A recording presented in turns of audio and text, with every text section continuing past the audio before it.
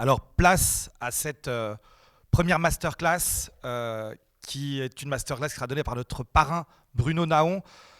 Bruno Naon, c'est un palmarès vertigineux, prix à Cannes. C'est aussi des succès publics. Moi, c'est comme ça que je vois Bruno Naon. C'est l'alliance de l'exigence artistique et de l'ambition populaire. Ça va de Tapis sur Netflix à l'histoire de Souleymane, à DJ Mehdi sur Arte. Et pour cette première masterclass, j'appelle notre coprésident Pierre Hervé. Pardon, petite erreur. Pour cette première table ronde, j'appelle Damien Zocola, producteur chez Harmonia et qui est aussi administrateur de la fédération. Where is Damien? Oui, bonjour à toutes et à tous. Bruno, je pense qu'on peut y aller. On s'assoit.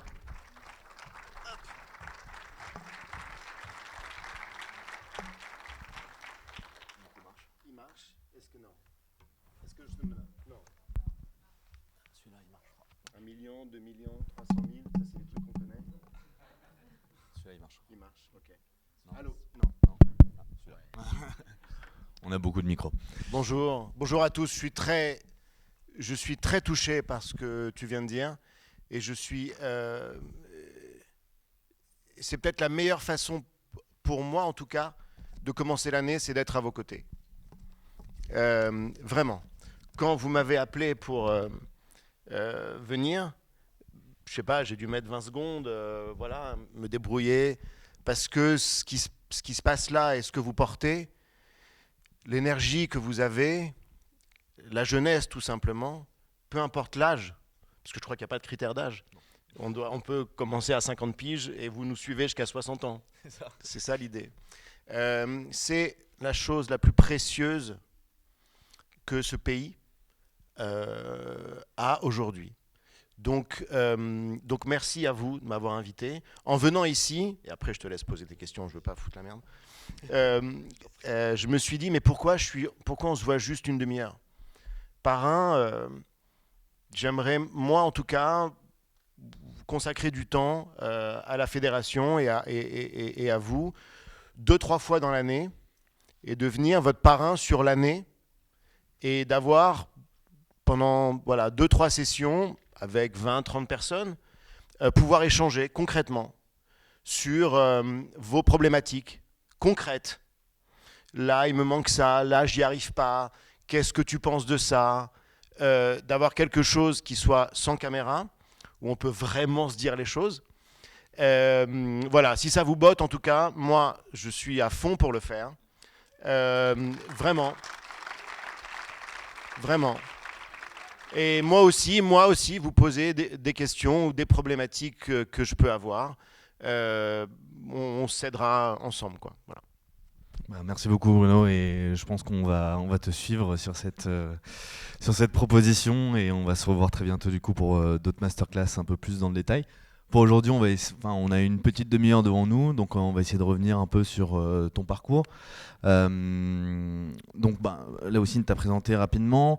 Moi, la première chose dont je voulais te parler, c'était vraiment les débuts, parce que comme tu le sais, tu t'adresses à des jeunes producteurs qui débutent, qui ont 1 an, 2 ans, 3 ans de boîte. Si je dis pas de bêtises, tu as commencé en tant que producteur au sein de Zadig Production, avant de monter Unité et de Prod, qui est devenue Unité maintenant.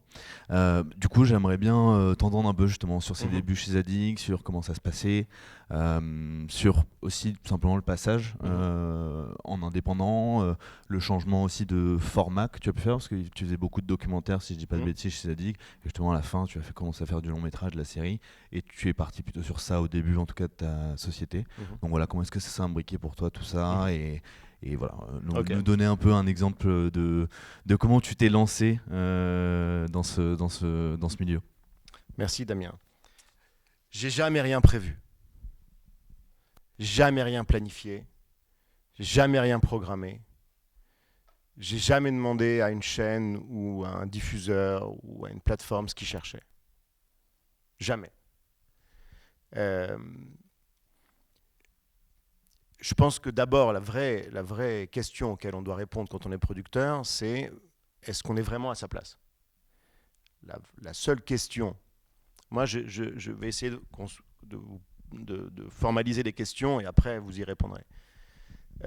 C'est est-ce que je suis sûr de ne pas être réalisateur? Si je suis sûr de ne pas vouloir être réalisateur et que j'ai envie de faire des films, parce que on dit, nous, on fait des films, non? On dit, je produis des films, non, j'ai fait un film. La semaine dernière, où j'ai fait un film qui est sorti. Cette notion de faire un film, on la partage avec le réalisateur. C'est le même mot. Lui aussi, il va dire j'ai fait un film. Et on est aussi légitime, le réalisateur et la réalisatrice, on est aussi légitime l'un que l'autre à revendiquer le fait d'avoir une sorte de paternité diffuse sur ce qu'on fait. Parce que on est ici combien? 100, 150? On n'aura aucune définition commune de ce que c'est être producteur, productrice. Aucune. Et c'est ça qui est génial. Il y en a qui sont plus dans les thunes. Moi, ça me saoule. Il y en a qui sont complètement en dehors de ça. C'est pas bien non plus. Je pense que quand on est producteur, on doit être un petit peu réalisateur. Et quand on est réalisateur, on doit être un petit peu producteur. Pour que chacun se mette aussi à la place de l'autre et qu'on évite des conflits et de l'énergie perdue. Tout ça, je peux vous le dire parce que waouh, j'en ai fait des trucs et c'est pas fini parce que j'ai jamais regardé en arrière. Ce qui m'excite, c'est devant. Donc c'est la première fois où je raconte, où on me demande ce que j'ai fait. Parce qu'en vrai, ça n'existe pas pour moi. En vrai, ce qui est un peu flippant, c'est que vraiment, une fois que c'est livré, une fois que c'est montré, vous repartez à zéro. C'est-à-dire qu'on va vous dire non. Encore. Et encore. Moi, avec ce que j'avais fait, je pensais que, par exemple, avant de faire l'histoire de Suleiman ou DJ Mehdi, je pensais que j'avais, ok, un peu fait des choses. Ça n'a pas empêché mes amis que j'aime beaucoup de la région Île-de-France de nous avoir dit non sur ces 2 projets. Plusieurs fois. On parle de DJ Mehdi et l'histoire de Suleiman. Mais c'est ça le truc. C'est ça ce métier. C'est d'avoir des noms, d'avoir des problèmes qu'il ne faut plus appeler problèmes. Parce que si on les appelle problèmes, on pense que c'est des choses qui sont irrégulières. Non. Notre boulot, c'est ça. Donc, j'ai fait du documentaire parce que le long métrage me faisait très peur, parce que quand j'étais enfant, voir les camions de régie, les camions lumière, me faisait ultra flipper. Je me suis dit, mais comment quelqu'un peut louer ces camions? Comment il peut y avoir autant de gens? J'avais fait de la figure, j'avais fait un tout petit peu d'actorat, tout petit peu. Et j'avais été sur un film de James Ivory qui s'appelait Jefferson à Paris, où je jouais le valet de Nick Nolte à l'époque. Et waouh, c'était des productions avec des costumes, des figurants, vraiment des centaines. Donc ça me faisait flipper. Et en même temps, c'est marrant quand Marie, je crois, a commencé en disant son intervention en disant il y a beaucoup de difficultés. Aujourd'hui, on vit dans un... Et là, je pensais qu'elle allait dire dans un monde compliqué. Et elle dit dans une industrie compliquée. Une des premières choses qu'on m'a apprises, c'est que le marché, c'est vous. Il n'existe pas. Quand j'entends des gens dire « oui, le marché veut ça, le marché veut ça », c'est bullshit. Vous êtes chacun, nous sommes, chacun d'entre nous, le marché. C'est nous qui le faisons. Donc, j'ai fait les études d'économie avant, parce que familialement, pas d'argent, pas d'héritage, pas de patrimoine, et pas de patrimoine culturel non plus. Mes parents, que j'aime infiniment, on était en banlieue, ne m'ont jamais donné un livre, un film, un disque Et il a fallu que j'aille les chercher moi-même. Ça, c'est la magie des rencontres. Et je pense que c'est l'autre partie de ce qu'on fait, c'est être ouvert complètement à la rencontre, profondément. Parce que ça change la vie. Ça change nos vies. Et donc j'ai fait ça, des études à Dauphine, parce que pas le choix, parce que, voilà, encore une fois, avoir un diplôme, quelque chose, alors que pendant 5 ans, je me suis emmerdé, mais infiniment, quoi. Mais j'ai appris des trucs. Et j'ai appris surtout, j'ai fait une série, des années plus tard, une série documentaire qui s'appelle Capitalisme, de 6 fois 1 heure. Un des trucs dont je suis le plus heureux, avec L'Enfer de Matignon, qui était aussi une série documentaire sur les premiers ministres. Et c'est, je pense, à Dauphine, en voyant tous les dogmes qu'on me faisait gober sur le marché, sur le capitalisme, qu'il a fallu que j'ai connu de l'intérieur pour qu'après, je peux me dire, ah, j'ai pu regarder la chose à distance et me dire, je vais faire quelque chose là-dessus. Donc le documentaire, pour moi, est la forme, est toujours une des formes les plus belles du film, de la narration. Je pense qu'on apprend tout avec le documentaire. Tout. Pourquoi ? Parce que vous avez un chaos, qui est le réel, qu'il va falloir organiser à toutes les étapes. À l'écriture, tout d'abord. Comment écrit-on quelque chose qui n'est pas advenu ? C'est génial, ça. C'est une vraie question très profonde. Donc il faut être prophétique et il faut manipuler. Et il faut mentir. On vous demande des dossiers en documentaire que légitimement, vous ne pouvez pas produire sincèrement. Et pourtant, il faut le faire. Donc, ça, c'est la première chose. Ensuite, le tournage est là aussi quelque chose de passionnant en documentaire, parce que vous ne savez pas où il vous amène. Évidemment, vous comprenez progressivement que le réel, le fameux, n'existe pas. Il est complètement mis en scène. Donc vous comprenez après que le documentaire est une mise en scène, mais encore plus difficile que la mise en scène de fiction, parce que vous ne payez pas les gens. Il n'y a pas un scénario. Et puis ensuite, la grande leçon, qui est moi le moment préféré avec l'écriture de mon métier, c'est le montage. Il n'y a pas meilleure école que le documentaire pour apprendre, du point de vue du producteur, le montage.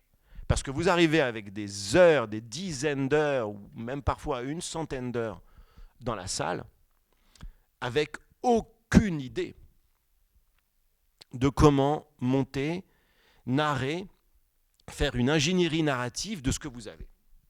Et là, vous allez avoir des durées de montage qui sont très longues. C'est pour ça que, jusqu'à aujourd'hui, je n'ai jamais donné une date de fin de montage. Jamais. Et vraiment, le conseil que, peut-être le seul, vraiment, que j'aimerais que vous considériez, après vous faites comme vous voulez, évidemment, c'est que le montage, pour moi, est à ce point fondamental et peu onéreux par rapport au tournage. Ok ? Notamment, techniquement maintenant, voilà, le salaire des monteurs est important, ils le méritent comme tous, mais ils le méritent profondément, mais ça reste pas cher à la journée. Et pourtant, vous pouvez amener vos œuvres encore plus loin, encore plus haut. Et pourtant, malgré tout, on continue à dire un long métrage, c'est 16 semaines, un documentaire, c'est 12 semaines, que sais-je. Si c'est pas là, c'est pas là. N'arrêtez jamais, jamais de monter. Soyez dur au montage. Et ça, c'est en documentaire que j'ai appris ça. Sur tous les films documentaires, jusque cette année 2012-2013, où j'ai fait 2 films, mes 2 premiers longs métrages, un qui s'appelait Louise Wimmer et un qui s'appelait Les Invisibles, de Sébastien Lischwitz. et où j'ai eu 2 Césars dans la même soirée, sans monter sur scène. J'ai fait une bêtise. Je me suis dit, ce que j'ai vu les années avant, j'ai vu les années après, j'ai vu que les producteurs montaient. Et moi, je me suis dit, non, c'est pas ma place. La place, c'est au réalisateur de ses œuvres d'y aller. Et peut-être que si j'étais monté, j'aurais gagné un peu en juste la petite visibilité qu'il faut pour plus avoir à s'emmerder, à aller au projo, à aller au truc, etc., etc. Ce que j'ai aujourd'hui obtenu. Donc, avec ce long métrage documentaire, avec ce long métrage de fiction, plus une série, pareil. J'ai pas décidé de me spécialiser. Je suis spécialiste dans rien. Je fais des petits films, des gros films, des trucs à 20 millions qui m'ont pas rendu heureux. Pour le dire très simplement. Je sais que généralement, la marche et le chemin d'un producteur professionnel, c'est de faire gros. Ok ? Ah ouais, là, j'ai eu machin, etc. Moi, ça m'a pas du tout rendu heureux. Parce que ça rend moins libre. Tout simplement. C'est pour ça que j'ai adoré Nouvelle Vague. Parce que ça nous redit à quel point faire un film peut être joyeux. Où on peut écrire ses propres règles tous les jours. Ne pas suivre ce qui a été édicté auparavant, laisser le réel, laisser ce qui se passe arriver. Et Suleiman a été fait comme ça, d'ailleurs. C'était très cadré, mais on l'a fait. C'est le film avec lequel j'ai eu le moins de financement. Donc merci, d'ailleurs. En vrai, merci. Parce que grâce à ça, il n'y a personne qui nous a suivis, à part l'Avance sur Recette et Canal+. Et Sofica. Mais aucune chaîne de télévision hertzienne ne nous a suivis, aucune région non plus. On aurait pu attendre, se dire « Ah, on n'a pas complété le budget ». Non. On s'est dit « On va faire ce film, retrouver de la liberté, le faire à 10, 15, dans Paris, en demandant ou pas les autorisations, en ayant marre de tout ce qui pèse sur nous. Et au lieu d'en faire une faiblesse, essayer d'en faire une puissance. » Voilà. J'ai répondu à ta question ? Oui. Ouais. Non, mais c'est hyper inspirant tout ça. Et c'est assez marrant parce que justement, tu parlais de Louise Wimmer et des Invisibles de Sébastien Lifshitz. Et j'avais justement, tu as un peu répondu, mais j'avais justement une question sur ça, sur l'après, parce qu'il me semble que tu crées ta propre structure. Ouais. Quelques temps après, quelques mois, Ouais. peut-être une année après justement ces premiers longs métrages que tu fais au sein de Zadig. Et du coup, est-ce que justement pour toi c'est un peu avoir fait ce premier pari qui te faisait peur, comme tu disais, d'avoir réussi à surpasser cette première peur qui te fait te dire je suis capable, donc j'y vais, je monte ma boîte, etc. Et autre petite question subsidiaire vis-à-vis de ça, aussi du coup Caroline avec qui tu as monté ta boîte. C'est ce que j'allais dire. Je n'aurais. Alors, j'ai eu la chance d'apprendre avec un producteur établi qui avait 20 ans de plus que moi.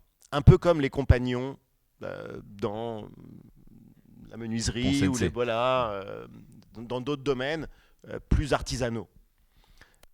J'ai appris énormément.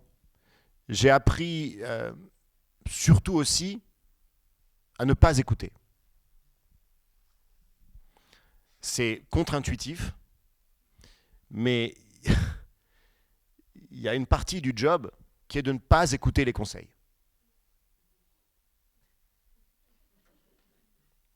Parce que souvent, j'ai été face à « tu verras, ça ne marchera pas ».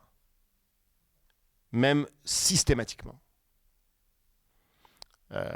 Des prêtres, des gamins, des jeunes gens qui veulent être prêtres pour ma première série, ainsi soit-il, une femme qui vit dans sa bagnole, des premiers ministres qui sont devant la caméra, des vieux couples gays qui n'ont pas de problème, mais juste les regarder à vivre.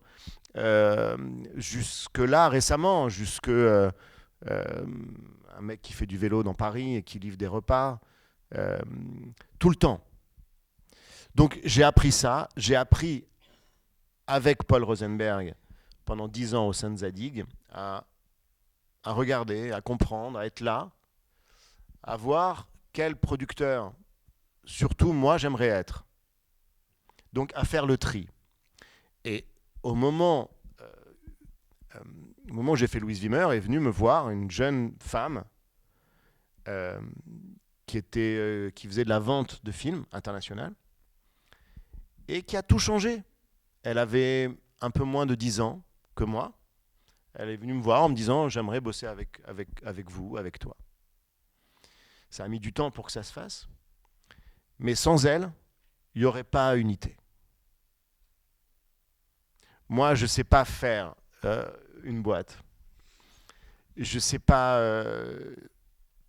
ce que j'aime dans la vie, c'est être léger. Même porter un sac, ça me saoule. Et il y a eu des bonnes fées, parce que c'est ça aussi, ce sur quoi vous devez compter. Des gens qui vous aident. Il y a une personne, ça m'a fait très plaisir de la voir ce matin, qui est Jérôme de la Banque OBC, qui a suivi tout le parcours de Zadig jusqu'à Unité, qui est maintenant plus ami avec Caroline Nataf que moi, qui a été une bonne fée. Il y a eu aussi Jean-Baptiste Souchier, d'un organisme de crédit. Voilà, il faut pouvoir compter sur des gens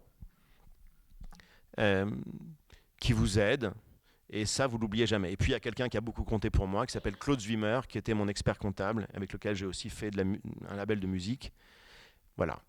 Donc, avec Caroline, on a recommencé à zéro, en faisant Unité, un bureau au fond d'une cour, nous deux. J'avais un peu d'argent parce qu'il y avait la saison 3 d'Ainsi soit-il à produire.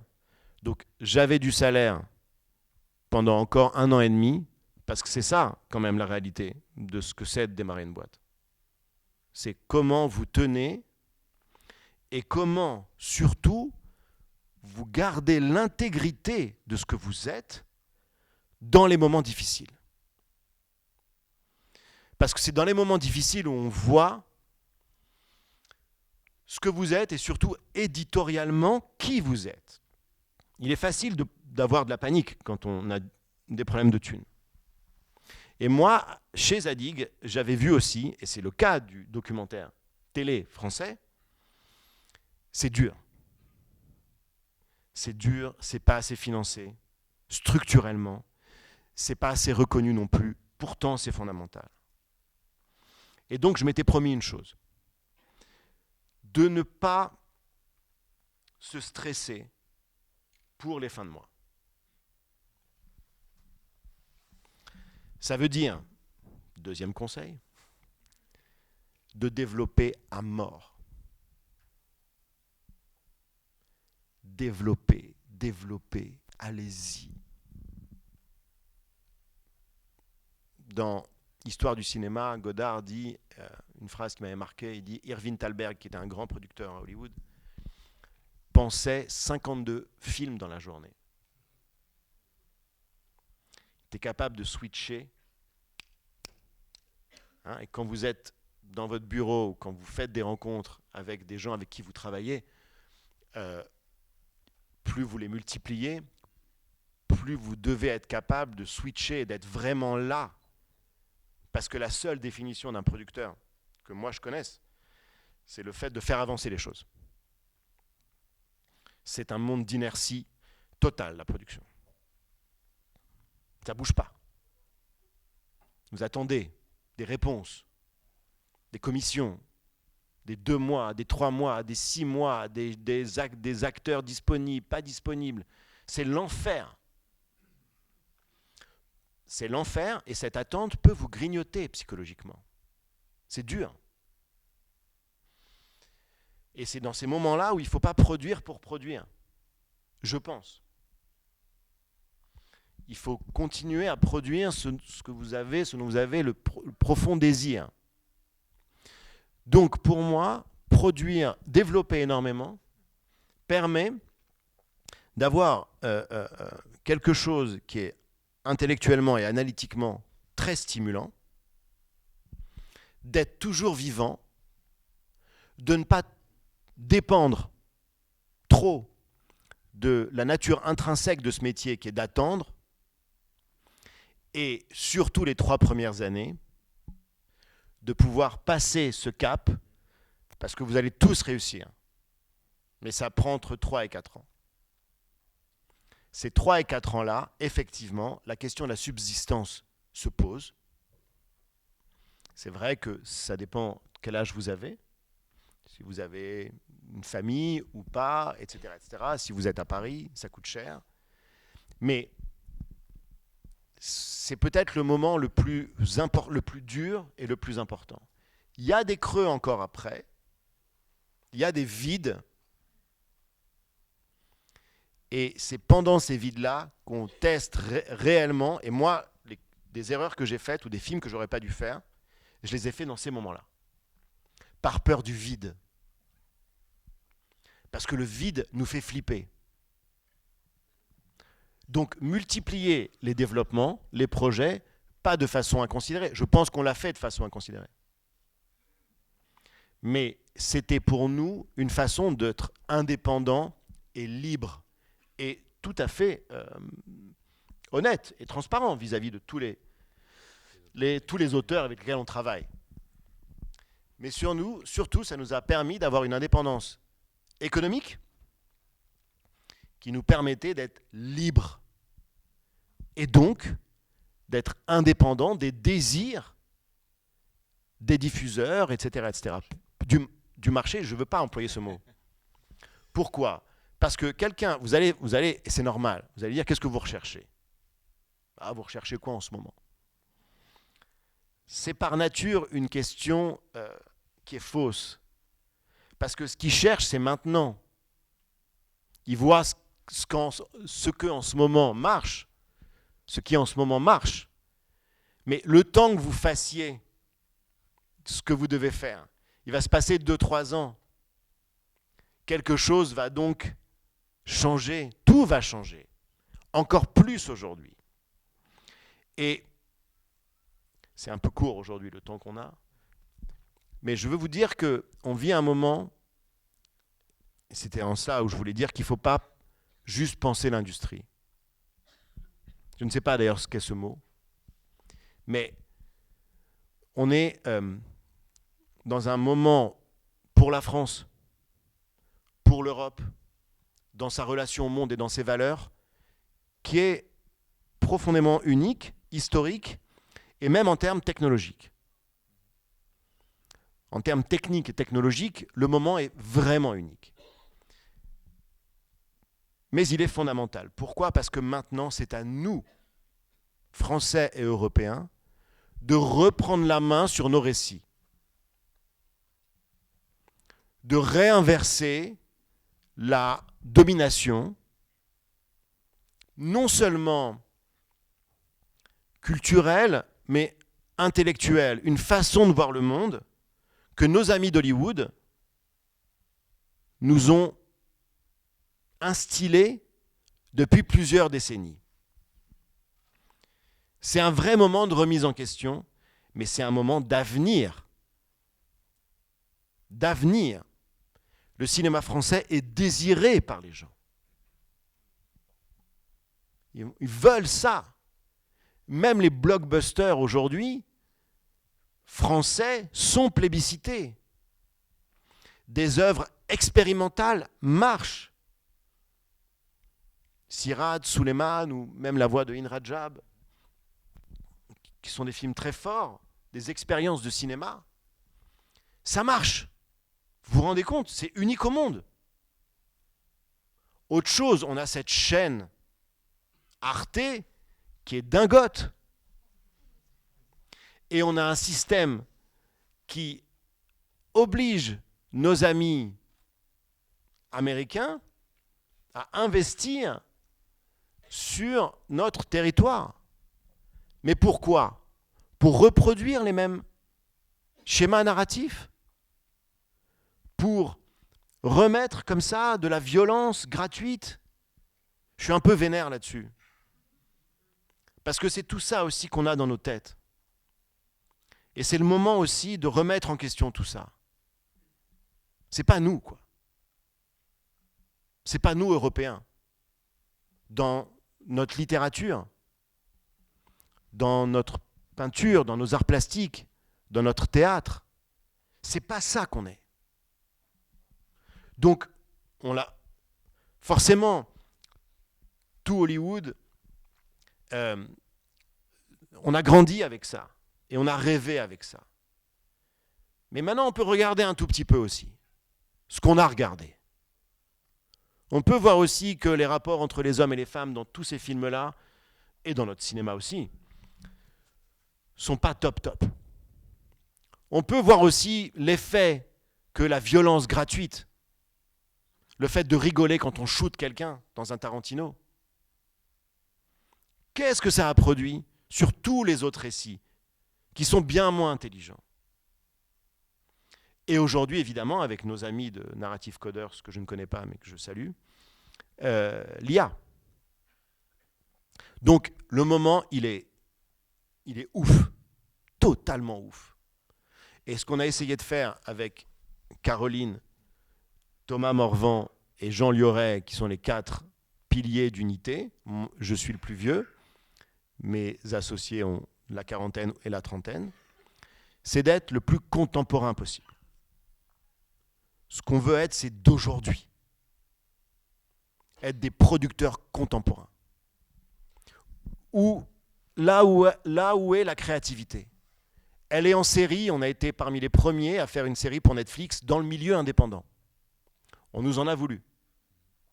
Je ne dirais pas qui, mais on nous en a voulu.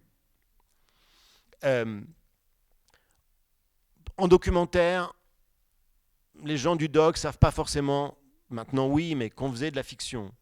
Les gens en fiction ne savaient pas qu'on faisait du cinéma. Les gens en cinéma ne savaient pas qu'on faisait de la série. Pour nous, c'est la même chose. La même. On continue à faire des films à 150 000 balles. Et ils vont peut-être nous prendre plus de temps qu'une série à 20 millions. Mais il est hors de question qu'on abandonne ça. C'est notre air, c'est notre oxygène. Et donc c'est pour ça que je dis qu'on n'a jamais prévu, programmé quelque chose. Une rencontre, un sujet, quelque chose nous prend, on y va. Sans réfléchir. Et je pense que ce pari-là, vous êtes très aligné avec ce que vous désirez, non pas ce que le marché désire, mais ce que vous désirez, je pense que ça paye. Je pense que c'est même rentable et profitable. J'ai une dernière petite question pour toi, après on va conclure. Mais justement, tu insistes sur cette importance de l'indépendance pour toi. Du coup, je voulais peut-être que tu nous parles aussi un peu de The Creatives, dont tu fais partie et qui, pour moi, est vraiment un des symboles aussi de cette volonté d'indépendance que tu portes et de continuer à justement faire ce qui te plaît sans répondre aux aléas du marché. Exactement. Là aussi, tout change réellement. Les plateformes ont tout changé. Et les plateformes, par ailleurs, donc par la technologie, ont bouleversé aussi, paradoxalement, la domination culturelle d'Hollywood. Pourquoi ? Parce que tout d'un coup, vous pouvez avoir une série coréenne, un film turc, un truc espagnol, qui arrive et qui devient lui-même un blockbuster, ce qui n'était autorisé que par les Américains avant. Donc tout ça fait qu'à un moment, tout s'est concentré. Et il y a eu un mouvement de concentration qui nous a fait peur aussi, en se disant « Waouh !» On a essayé aussi de nous racheter, mais il était clair pour nous que notre liberté, le fait même des fois de choisir de ne pas travailler, de choisir d'aller se balader 2 heures, d'être au contact du monde. La tour d'ivoire est ce qui vous menace le plus. Le fait de bouffer cinéma, de faire que ça dans la vie, moi ça m'angoisse totale. C'est ce qui fait aussi qu'à un moment les œuvres sont loin de ce qui se passe dans la rue. On est à Belleville, on a acheté nos locaux, c'est aussi quelque chose dont on pourra parler plus tard, où on pousse l'indépendance à même ne pas dépendre d'un loueur immobilier. Donc l'indépendance, elle correspond à ce que vous êtes en fait. Voilà. Si pour vous, la liberté n'est pas une priorité, et c'est cool, il n'y a aucun problème à ça, alors vous n'aurez pas de problème à être intégré, à être acheté par un groupe. Et c'est peut-être ça votre but, et vous allez prendre un chécos. Et c'est cool, pas de problème. Nous, c'était même pas négociable. Quand j'ai commencé des fois à parler, je revenais et Caroline nous disait « ne me parle même pas ». Donc aujourd'hui, c'est ce qu'on a de plus cher. Et à un moment, haut et court, boîte fantastique, admirable, exemplaire, qui a été aussi une des premières à faire de la série, alors qu'elle vient du cinéma, à faire plein de choses, nous ont appelés parce qu'on était proches, en disant voilà, on aimerait réunir, juste à la sortie du Covid, quelques producteurs européens avec qui on travaille. On s'est vus en Allemagne, et immédiatement, tout le monde s'est reconnu. Tout le monde a été très, très bien, confortable, à l'aise les uns avec les autres. Et donc, ce groupe s'est revu. On a une réunion Zoom tous les lundis. Ça a commencé comme ça. Et peut-être que sans le Covid, on ne l'aurait pas fait. Probablement. Peut-être que sans Zoom, en vrai, on ne l'aurait pas fait. Donc, c'est surtout ça que moi, j'aimerais vous dire, c'est accueillir le présent, accueillir le contemporain. Combien de fois je vois des films français en me disant ils auraient pu être faits la même il y a 10 piges.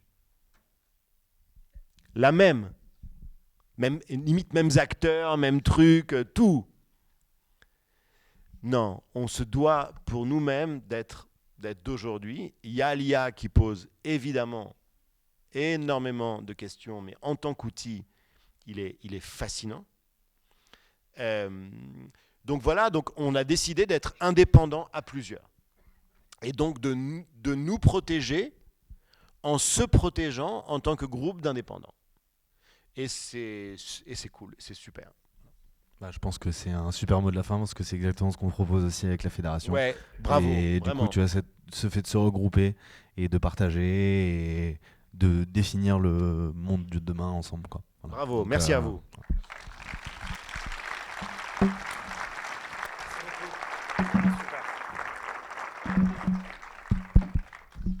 Merci Bruno pour tes propos, tes mots, ta générosité. Merci Damien.